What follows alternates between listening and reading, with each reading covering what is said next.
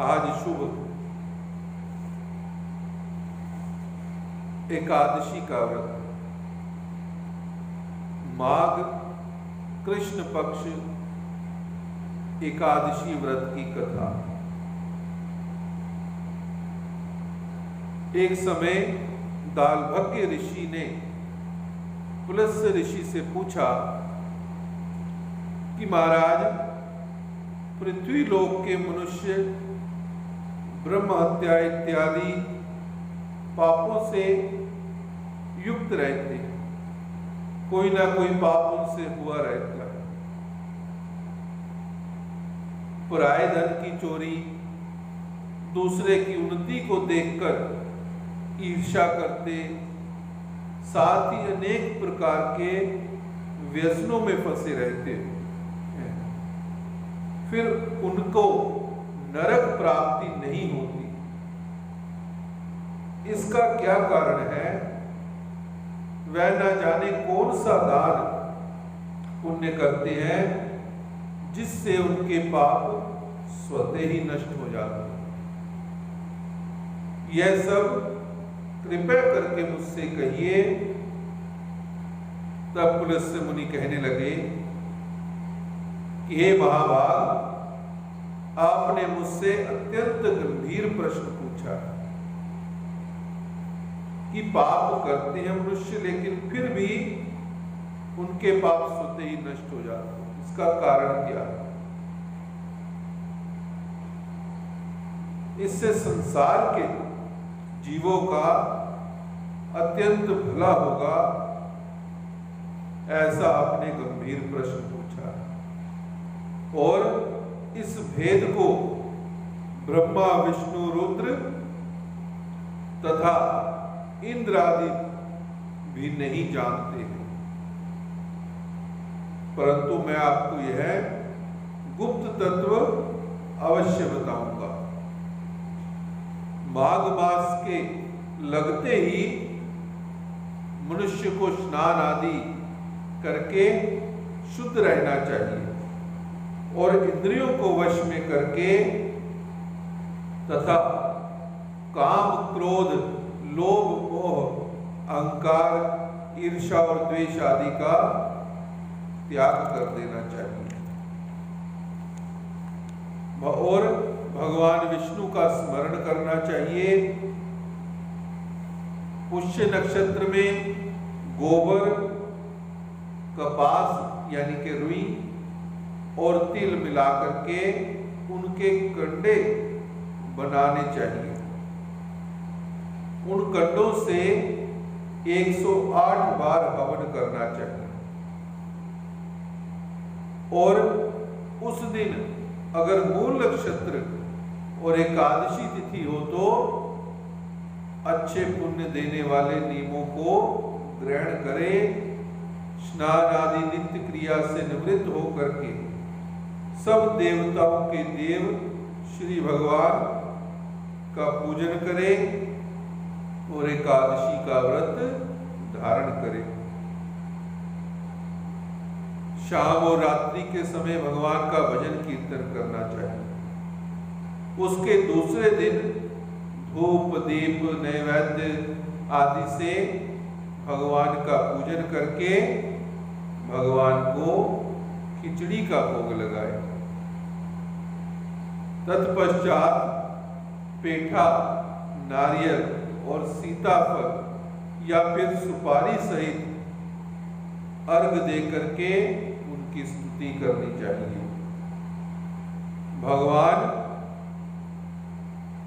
आप दीनों को शरण देने वाले हो, ऐसी प्रार्थना करें कि हे भगवान, आप दीनों को शरण देने वाले हो, इस संसार सागर में फंसे हुए व्यक्तियों का, प्राणियों का उद्धार करने वाले हैं। हे पुंडरीकाक्ष, हे विश्वभावन, हे सुब्रमण्य, हे पूर्वज, हे जगतपते, आप लक्ष्मी सहित इस तुच्छ अर्घ को ग्रहण करें। इसके पश्चात जल से भरा हुआ कुंभ यानी कि घड़ा ब्राह्मण को दान करें तथा ब्राह्मण को श्याम गो और तिल पात्र देना भी उत्तम है। तिल स्नान और भोजन दोनों ही श्रेष्ठ हैं। चाहे तिल डाल करके स्नान कर ले या फिर तिलों का भोजन कर ले, यानी कि जैसे मिठाई खा ले। अगर सफेद तिल कुछ ऐसे ही खा लिए जाएं तो वो भी बहुत उत्तम है। इस प्रकार जो मनुष्य जितने तिलों का दान करता है उतने ही 1000 वर्ष स्वर्ग में वास करता है। कैसे तिल दान? तिलों का स्नान नंबर 1। नंबर 2 तिलों का उपटन। फिर नंबर 3 तिल का हवन। नंबर 4 तिल का तर्पण। नंबर 5 तिल का भोजन। और छठा तिलों का दान। ये तिल के 6 प्रकार से प्रयोग होने चाहिए। 6 प्रकार के प्रयोग होने के कारण ही यह एकादशी खटतिला कहलाती है। इस व्रत के करने से अनेक प्रकार के पाप नष्ट हो जाते हैं। इतनी कथा कह करके पुलस्त्य ऋषि कहने लगे कि अब मैं खटतिला एकादशी की कथा तुमसे कहता हूं कि षटतिला एकादशी की कथा क्या है। कहा, एक समय नारद जी भगवान विष्णु से यही प्रश्न किया और भगवान ने जो षटतिला एकादशी का महात्म नारद जी से कहा सो तुमसे कहता। नारद जी कहने लगे कि भगवान खटतिला एकादशी का पुण्य क्या होता है, इसकी क्या कथा है, सो मुझसे कहिए। भगवान ने कहा कि हे नारद, मैं तुमसे आंखों देखी सत्य घटना कहता हूं। ध्यान पूर्वक सुनना। प्राचीन काल में मृत्यु लोक में एक ब्राह्मणी रहती थी। वह सदैव व्रत करती रही। इससे उसका शरीर अत्यंत ही दुर्बल उसका शरीर हो गया। यद्यपि वह अत्यंत बुद्धिमान थी तथापि उसने कभी देवताओं या ब्राह्मणों के निमित्त अन्न धन का दान नहीं दिया। इससे मैंने सोचा कि ब्राह्मणी ने व्रत आदि से अपना शरीर शुद्ध तो कर लिया, अब इसको विष्णु लोक तो मिल ही जाएगा, लेकिन इसने कभी अन्नदान नहीं किया। इससे इसकी तृप्ति होनी कठिन है। ऐसा सोचकर मैं एक भिखारी बनकर के मृत्यु लोक में उस ब्राह्मणी के पास गया और उससे भिक्षा मांगी। वह ब्राह्मणी बोली कि महाराज, आप यहाँ किस लिए आए हो? मैंने कहा कि मुझे भिक्षा चाहिए। इस पर उसने एक मिट्टी का ढेला मुझे भिक्षा पात्र में डाल करके दे दिया। मैं उसे लेकर के स्वर्ग लौट आया और कुछ समय पश्चात वह ब्राह्मणी भी शरीर त्याग करके स्वर्ग आ गई। जब वह ब्राह्मणी को मिट्टी का बर्तन दान करने से स्वर्ग में सुंदर महल मिल गया, परंतु उस महल में अन्न आदि सब सामग्रियां शून्य थी, यानी कि वो सब सामग्रियां अन्न आदि कुछ भी नहीं था। सब सामग्रियों को उसने शून्य पाया। घबराकर वह मेरे पास आई और कहने लगी कि भगवान,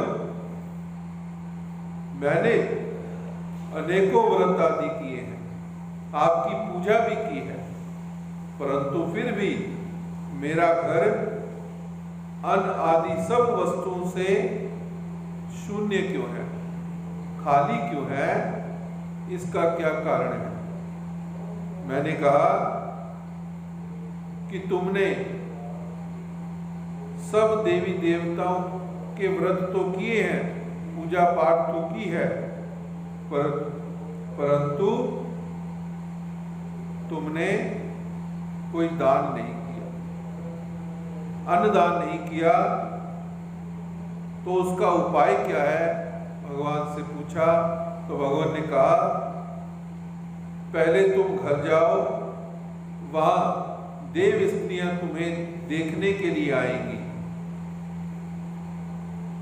पहले उनसे तुम खटतिला एकादशी का पुण्य और विधि सुन लेना, तब उन्हें द्वार खोलना और अंदर आने को कहना।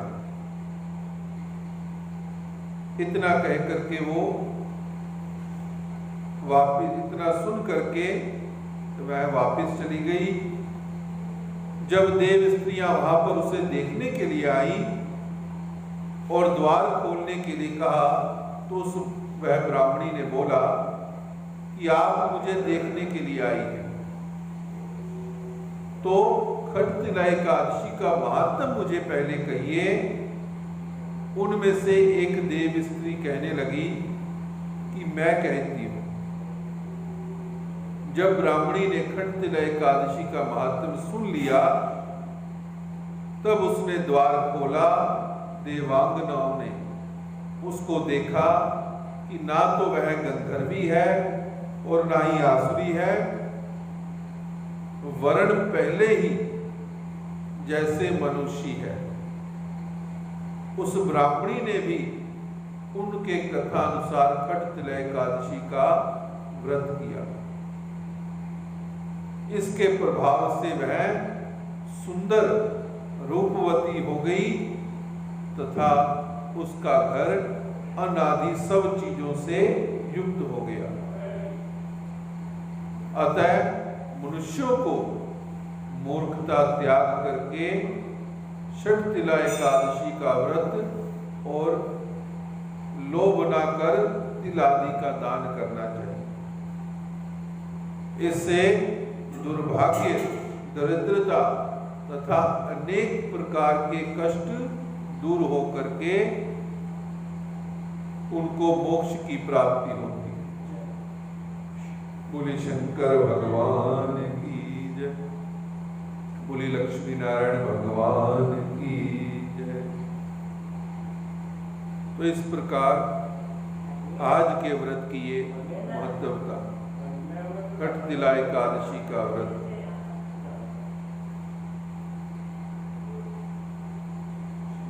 इति श्री माघ शुक्ल माघ कृष्ण पक्षे एकादशी व्रत कथायां संपूर्णम। बोले शंकर भगवान की।